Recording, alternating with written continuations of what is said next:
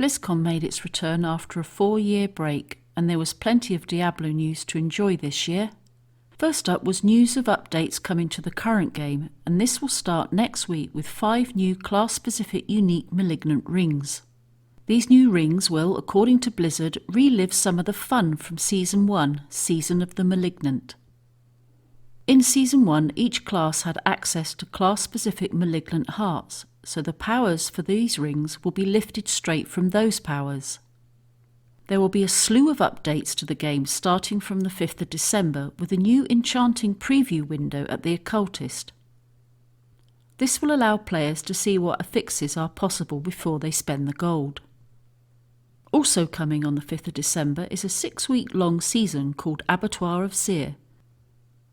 Blizzard describes it as highly replayable pinnacle experience designed for players who have reached level 100, slain Uber Duriel and mastered all of the other challenges Season of Blood has to offer. Those who survive will obtain a unique paragon glyph called Tears of Blood, which is constructed of the Vampire Lord's very own blood. Beware, Abattoir of Zir starts difficult and only gets harder.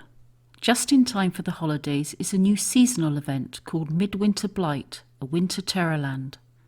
Information on this is a little scarce, but we do know that Fractured Peaks will be given a seasonal theme, and Blizzard says to watch out for the red-cloaked terror.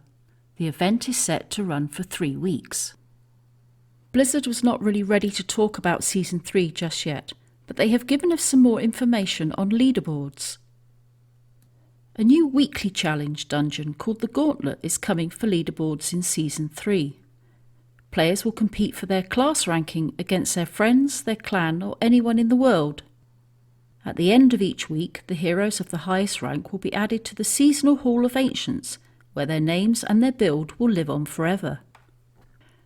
The highlight, though, of the Diablo section was the announcement of the first Diablo 4 expansion, Vessel of Hatred. This confirmed the data mine leaks of a few weeks ago, albeit with a different name. For our first expansion, you'll be taken somewhere more sinister than ever before, a place where hatred's influence continues to strangle Sanctuary into submission. Vessel of Hatred continues the grim tale that began in Diablo 4, as you learn the fate of the prime evil Mephisto and his demonic plans for Sanctuary. To do that, you'll be visiting a region new to Diablo 4, known by the locals as Nahantu. With this continuation of the campaign story comes new ways to play, new evils to vanquish, and a brand new class never before seen in the Diablo universe. Vessel of Hatred releases late next year, and we can't wait to share more about it with you next summer. You may remember from our article by Gazaric last week, the community consensus was leaning more towards a holy warrior, such as a paladin or crusader. However, the data mined information uncovered a class called the Spiritborn, described in the data as more than merely a fighter, but also a guardian of balance, deeply rooted in the elements of nature and the spiritual realm, which, although similar in nature to the Druid, could be considered a never-before-seen class. This concluded everything new released today about upcoming content. However, we expect more from tomorrow's Diablo 4 developer panel. Before you say farewell, please subscribe and hit the bell.